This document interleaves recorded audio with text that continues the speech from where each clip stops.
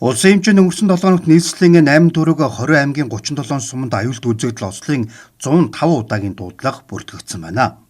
Дуудлагын дагуу төв орон нутгийн онцгой байдлын байгууллагын аль багчид үүрэг гүйцэтгэж 12 иргэний амь насыг авран хамгаалжээ. Нийт дуудлагын 85 нь объектын гал төмөр, 2 нь ойг хэрийн төмөр, 1 нь газар хөдлөлт, 1 нь хүчтэй салхишуурга, 4 нь биологийн гаралтай, аюулт үзэгдэл, 12 нь хүний үйл ажиллагаатай холбоотой ослын дуудлага байсан байна.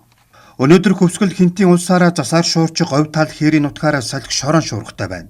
Баруун болон Төв аймагуудын нутгаараа баруун өмнөөс хойш эргэж, бус нутгаараа баруун өмнөөс секундэд 7-оос 12 м, баруун болон Төв аймагуудын нутгаараа зарим үед секундэд 15-аас 17 м хурж ширүүсэж шорон шуурга шуурна.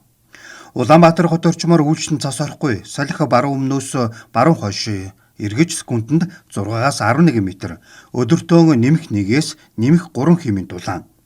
Багнуур орчмоор тэг хэмийн дулаан, өвлшин цас орохгүй.